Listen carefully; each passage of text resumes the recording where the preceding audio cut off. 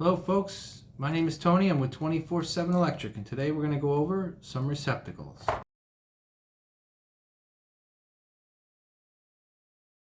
So we're going to take this into multi-part series here, and we're going to go over the different types of receptacles, when to install the different type of receptacles, some common practices, some tips and tricks. So let's get into this. So first part is, when installing a receptacle, you need to understand if you have a 20 amp circuit or a 15 amp circuit. Okay, even though these receptacles all look very similar, they are not. Okay, so if you notice on this receptacle here, there is a small blade to the side here, right here.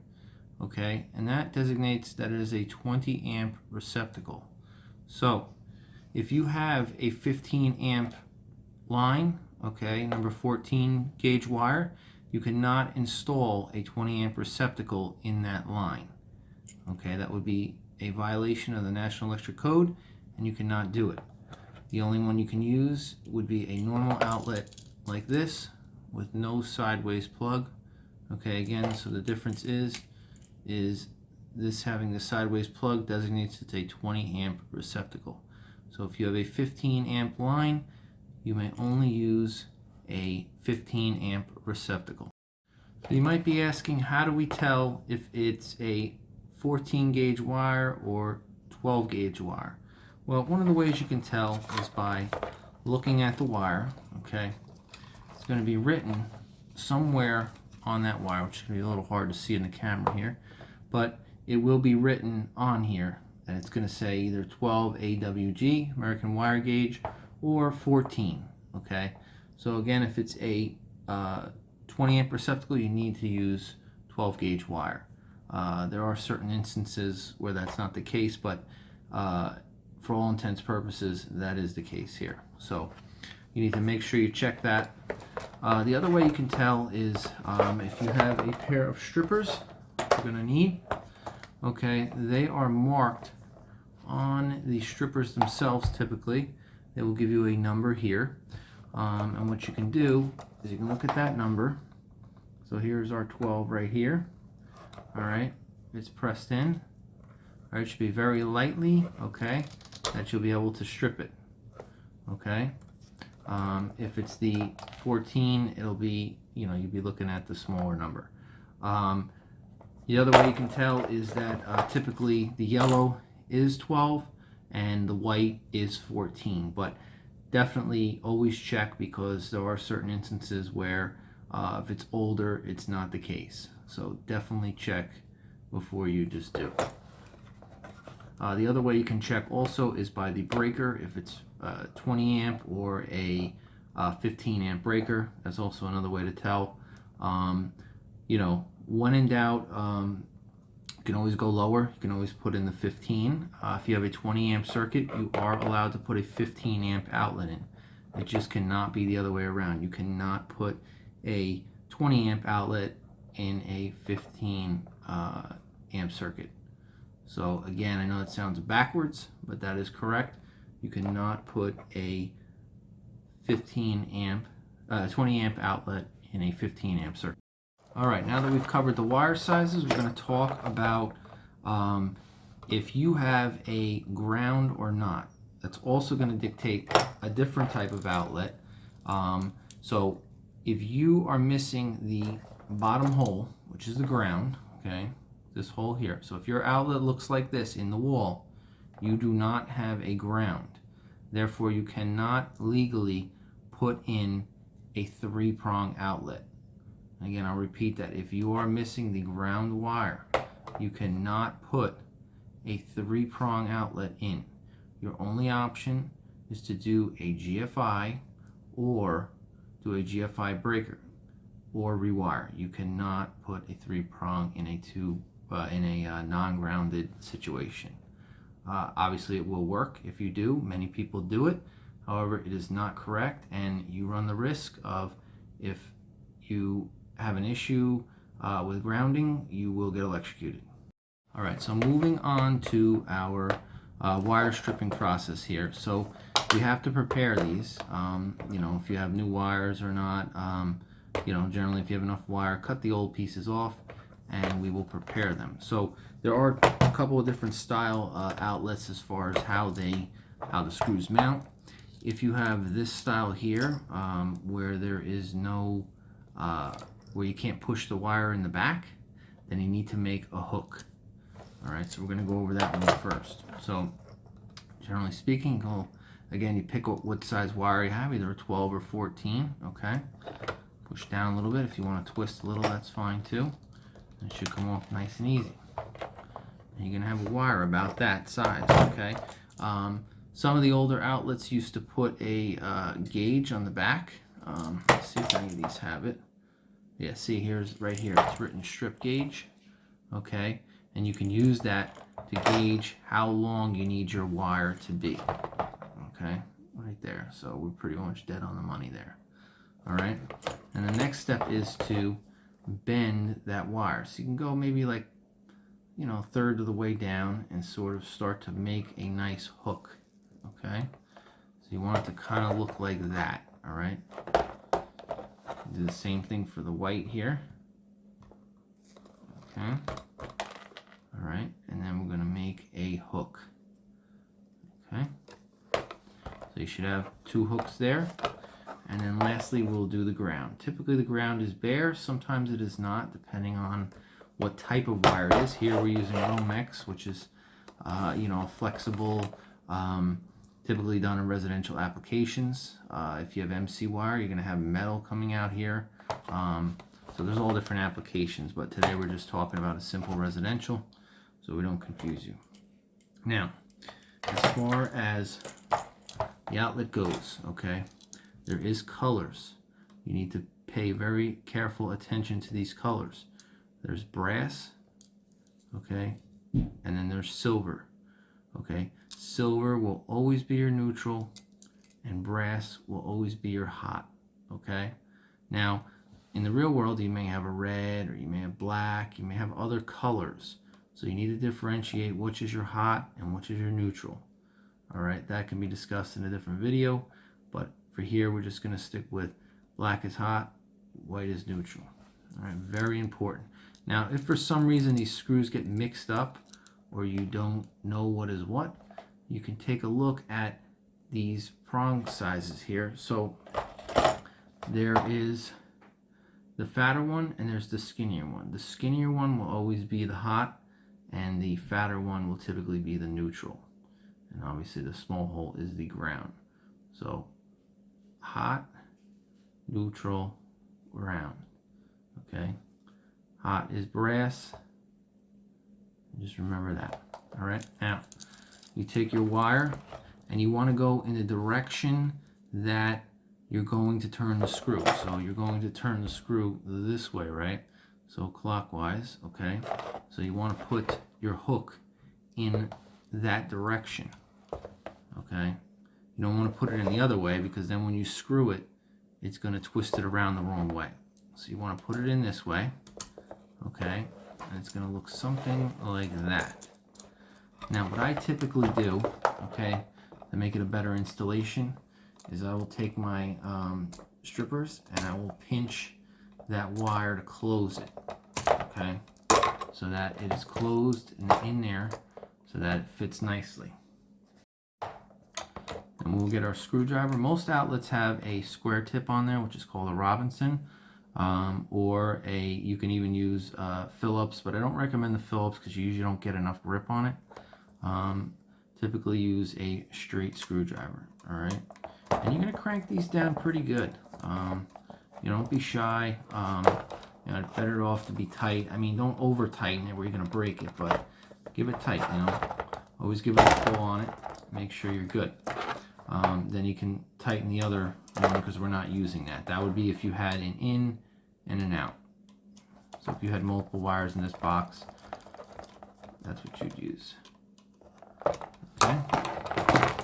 And we'll flip it over and we're going to wire up the neutral side. Same thing. Okay. Slide it nicely in. Okay. Sometimes you gotta finagle with it or loosen the screw prior. These are yours.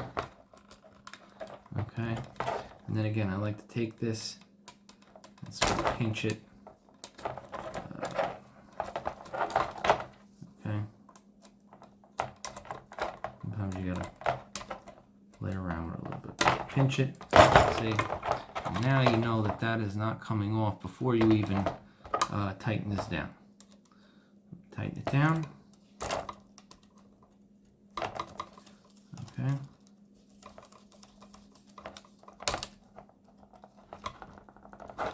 Alright, so then there you go. You've got another tighten down thing. Alright, same thing, other screw. We're going to tighten that down.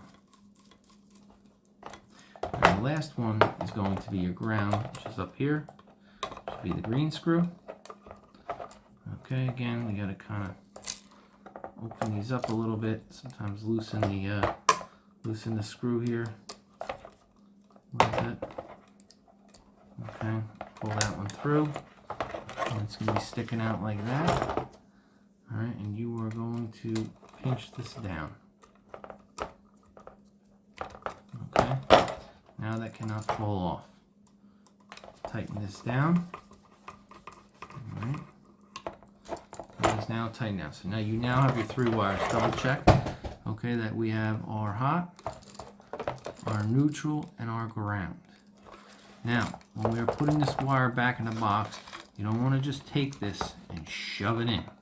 All right, you want to kind of make like a nice sort of bend where it can fold in here. Okay, so that it's nice and easy when it goes back in. All right, it should be easy. If you're pushing hard, it's not correct. All right, now you want to line these screws up, and then you will be able to tighten that in. Okay, now typically most people put the ground downward. Okay, so when you're putting this in, it is downward. Okay, some people though, if it's a dedicated circuit, they like to flip the receptacle up. There is no code designating if it should be up or down. Some of the thought processes, if it's facing this way, if you have the cover on, right, the cover that goes over this, and it's a metal cover, if the cover were to fall down, it will fall down on the ground first, rather than if it's facing this way and the cover falls down, it will fall in between the hot neutral and cause a arcing situation. So depends on what you want to do. Like I said, most houses are this direction, but there is no code against that unless you have a local code, which I have never heard of. Over here in New Jersey, we certainly do not have that, but this should be your normal process here. Now, one of the things I do want to mention is when you're putting these outlets back in the wall, okay, you're going to see that up here is slotted, all right, and that's obviously to adjust if the box is sitting in a little crooked. You can then adjust these screws accordingly. You know, move this outlet slightly right or left, kind of give it a tilt.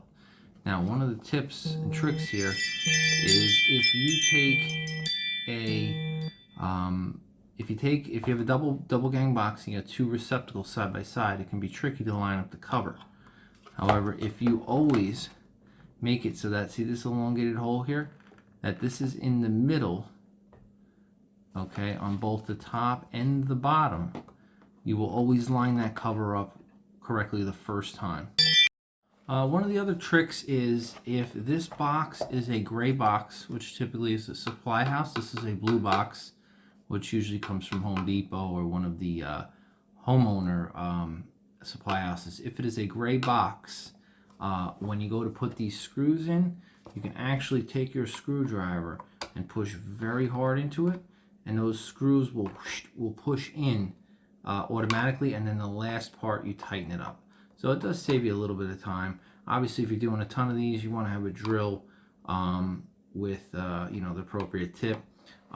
Typically, these have the square tip inside, which again is called a Robinson, or you can use the straight, or you can use Phillips, depending on your comfort level. Really, it doesn't matter, but you know, if you use Phillips, it tends to strip these, and you tend to not be able to get them tight enough. So the Robinson or the straight screwdriver is the best to use.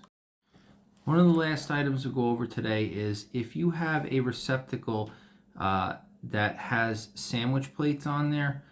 There's these plates that sit up and down here, and they sandwich the wire in between. Then you do not do a hook. You put the wire underneath there and you tighten down the screw and it will sandwich between the clamp. Okay, you'll see them. They're very, you know, they're loose and wiggly. This is the hook style. I prefer the hook style because I feel like it gives a better connection.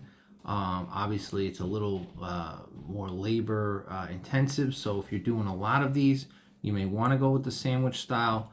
The other option is some of these receptacles have push-ins in the back. Okay, so there's just little holes here, and you would take your wire, okay, and you would push your wire into here. Okay, typically these push-ins are only rated for 14 wire, although I have seen 15 amp. I have seen the some of the newer ones ability to push in a 20 amp. I generally do not like using these. You know, I gotta go on a lot of calls with fires because these eventually loosen up. They start to wiggle, and then when a connection gets loose, it will cause heat, and heat will obviously in turn cause a fire. So you really don't want to use these unless you have a really lot of them. Just take the extra time, put them underneath the screws. They're a better bet, especially if you're piggybacking these. So if you have a wire coming in and then a wire going out to other receptacles, now this is a single point of failure. So if this receptacle were to fail, everything down the line will no longer work. So you know, it's really important that you get a good connection, because then you sort of prevent that. Another option is some people, they pigtail off of the wire to the receptacle so that all the other receptacles downstream are not running through this receptacle. That is really the professional way to do it, especially in a commercial or an industrial application.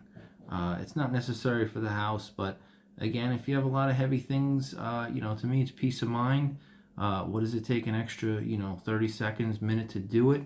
And it's going to be in that wall for 20, 30 years. Why not do it right? Do it right the first time. That's it for today, folks. If you have any other questions, please check out our other videos and consider subscribing. Some of our other videos we're going to touch base on are some testers. We're going to touch base on some three-way switches, touch base on the meter, and a whole slew of other things. So if you would like a front row seat, then subscribe, and we'll see you on the next one.